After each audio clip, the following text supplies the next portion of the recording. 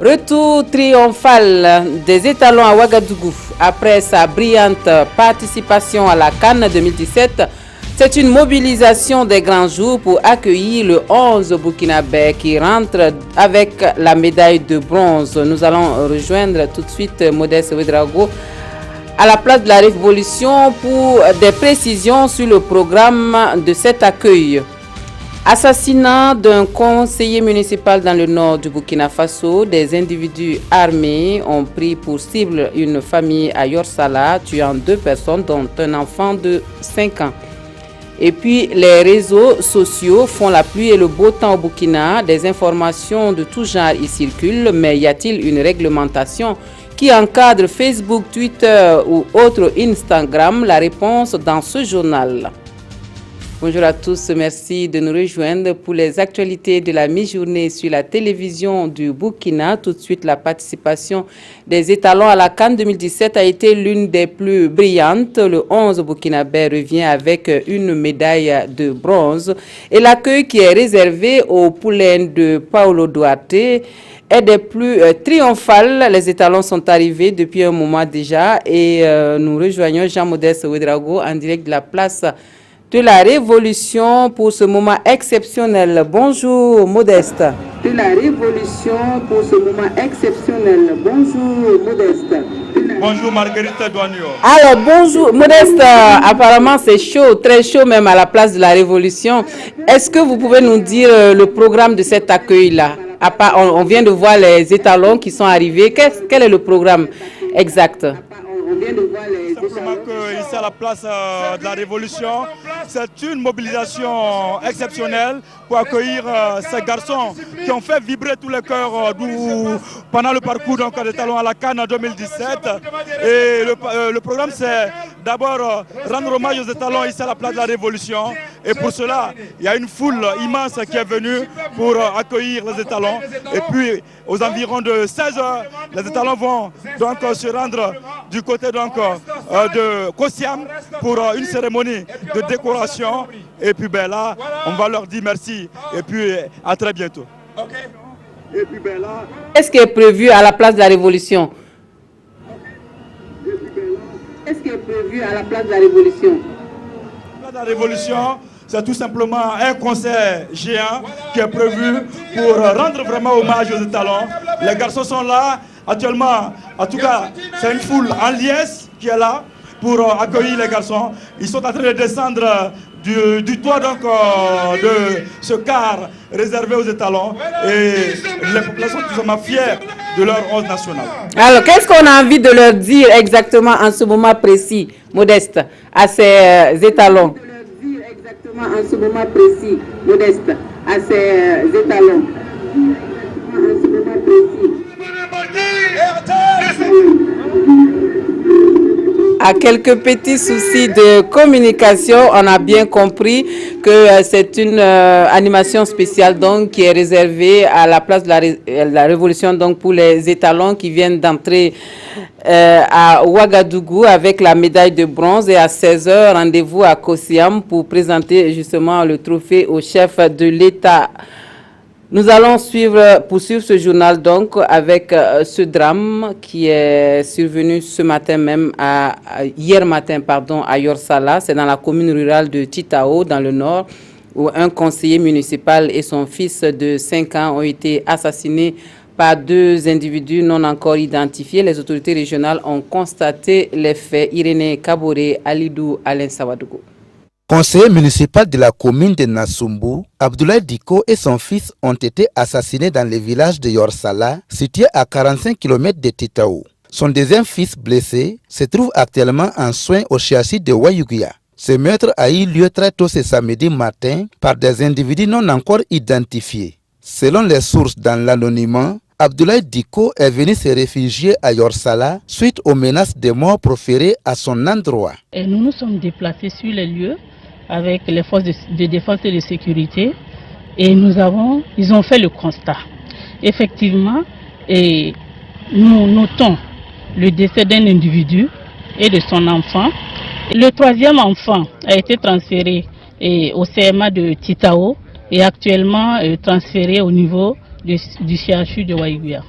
À l'heure actuelle, les criminels sont recherchés par les forces de défense et de sécurité. La population est donc appelée à dénoncer tout comportement suspect. À l'endroit de la population, je voudrais dire que c'est ensemble que nous allons arriver à bout de ce fléau. Nous devons communiquer, toujours communiquer, apporter l'information, la bonne information et bien sûr de manière anonyme. Nous leur rassurons que c'est de manière anonyme que cela doit être fait. Une enquête est donc ouverte et les coupables sont recherchés activement afin de les mettre hors d'état de nuire. Rappelons que ce meurtre fait suite aux menaces proférées par un groupe de djihadistes à l'endroit des enseignants servant dans cette partie du Burkina. Voilà, et puis ce communiqué pour poursuivre, communiqué émanant donc de la direction de la communication de la présidence du Faso. Le président du Faso à Bamako pour un sommet extraordinaire du G5 Sahel. Le président du Faso, son Excellence Roch-Marc Christian Kaboré, prendra part le 6 février 2017 à Bamako, au Mali, à un sommet extraordinaire des chefs d'État du G5 Sahel consacré à la situation sécuritaire au Mali et son impact dans le Sahel. Le président du Faso et ses pairs vont aborder au cours de leurs travaux des questions relatives à la lutte contre le terrorisme, le grand banditisme et la criminalité transfrontalière dans une perspective de mutualisation des efforts et des renseignements dans la lutte contre ces fléaux dans l'espace commun à ces pays. Le G5 comprend le Burkina Faso, le Mali, la Mauritanie, le Niger et le Tchad. Et dans la lutte contre le terrorisme, la voix de l'association Toboul Ilm se fait entendre à travers une conférence publique islamique qu'elle a animée ce matin à Ouagadougou sur l'islam contre le terrorisme. L'association appelle à faire la différence entre terrorisme et djihadisme. Des précisions avec Gérard Sommet et Aruna Mari. Le terrorisme est une menace pour le Burkina et d'autres pays à travers le monde. Pour apporter sa pierre à la lutte contre ce mal, l'association Tolboul Im pour la sauvegarde des valeurs islamiques a initié cette conférence publique islamique. Il s'agit également de montrer la différence entre le terrorisme et le djihadisme. Le mot islamiste, ça veut dire quelqu'un qui pratique sa religion, l'islam. Alors que terroriste, on ne connaît que de tuer les uns seulement. Faire le djihad, ce n'est pas tuer des uns. Il y a plusieurs façons de faire le djihad.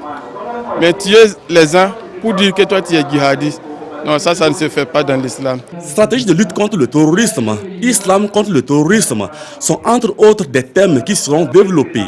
C'est un moyen d'attirer l'attention des fidèles musulmans sur la menace terroriste. On lutte contre le terrorisme d'abord par la propagation de la science. Le changement d'abord, c'est le changement en soi-même. Et quand on arrive en tout cas à dompter ce soi, alors on bâtit ensuite une famille noble. Et c'est cette famille-là qui va contaminer les autres familles. Et avec cette méthode, on pacifie facilement la société sans passer par la violence. La conférence publique islamique est organisée par l'association Tolboul Im pour la sauvegarde des valeurs islamiques, en partenariat avec d'autres structures islamiques du Burkina. Pour les conférenciers, l'islam est opposé au terrorisme. Zoom à présent sur les réseaux sociaux qui font désormais partie du quotidien des Burkinabés. Facebook, Twitter, Instagram sont devenus des véritables outils d'information et de communication pour les utilisateurs, mais avec la multitude d'informations qui circulent, comment distinguer les vraies des fausses? Y a-t-il une réglementation en vigueur ou les réseaux sociaux sont-ils des no man's land où tout se dit sans preuve? La réponse dans ce dossier que nous proposent Yacouba Gamene, Amadou Ilboudo et Omar Zombri. Au départ, site de retrouvailles entre copains, les réseaux sociaux, WhatsApp, LinkedIn, Twitter et Facebook en tête sont devenus peu à peu des canaux d'information avec plusieurs milliards d'utilisateurs dans le monde.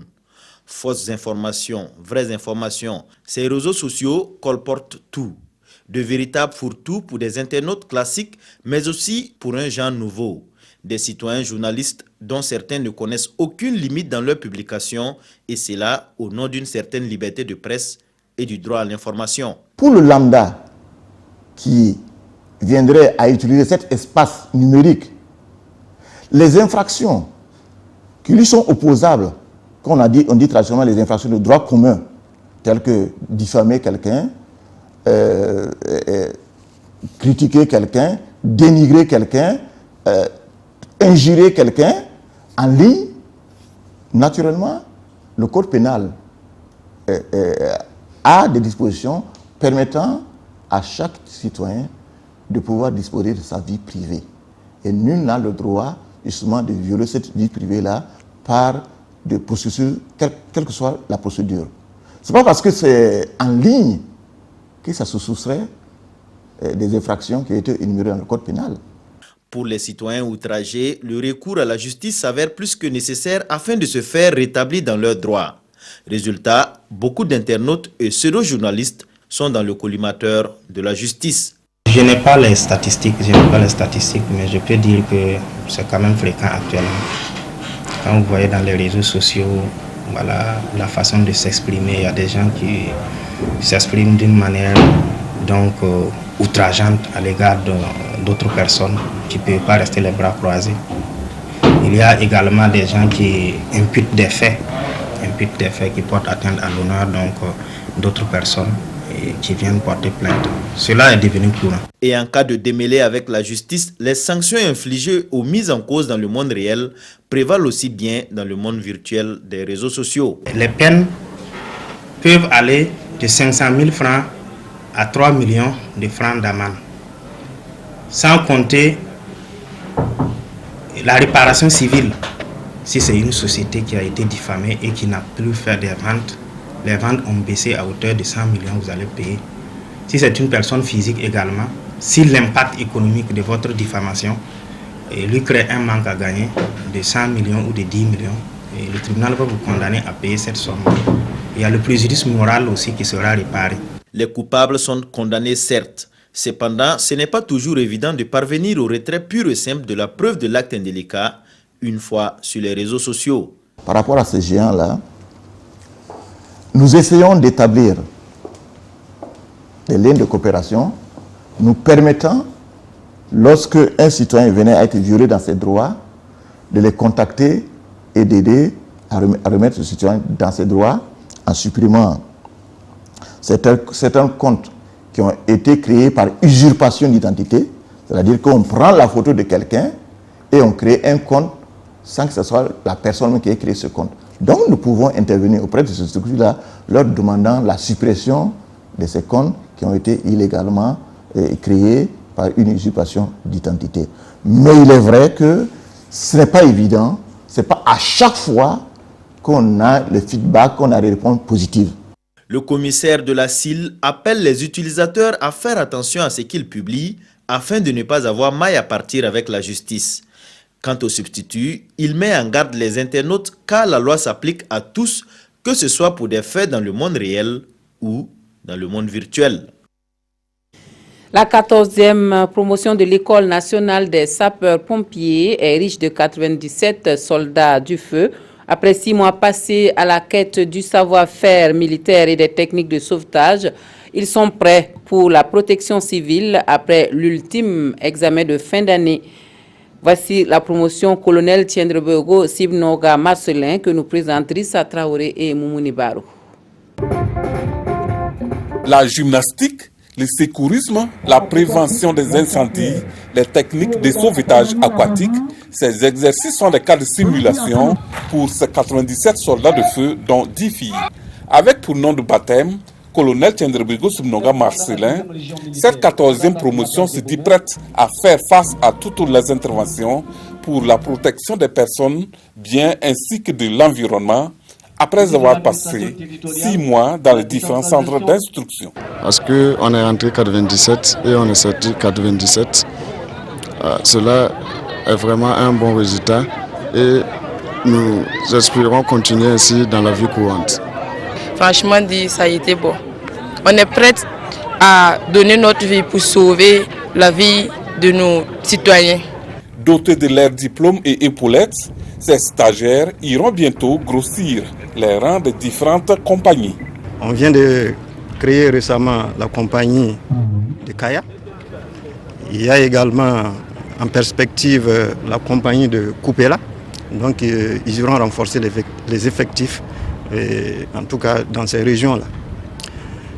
Comme on le dit, on ne finit jamais d'apprendre. La formation théorique est terminée ici, mais sur le champ, dans la pratique, ils auront à faire face à des situations qu'on ne leur a pas enseignées en classe. Et il faudra qu'en ce moment, chacun puisse mettre son génie créateur, libérer son génie créateur, comme on le dit, pour venir à bout de la situation qui se présente à lui. Et comme à l'accoutumée, les stagiaires ont transmis à la promotion antérieure, les fanions, une marque symbolique de l'unité. La cerise sur le gâteau fut le traditionnel défilé des différents corps militaires et paramilitaires sous le regard bienveillant du public. Voilà, c'est ici que s'arrêtent les actualités de la mi-journée de ce dimanche sur la télévision du Burkina. Mais l'animation se poursuit sur la télévision du Burkina et tout de suite nous nous retrouvons Jean-Modeste Ouedraogo et toutes les équipes de la télévision à la place de la Révolution pour cet accueil triomphal aux étalons rentrée de la CAN 2017 avec la médaille de bronze.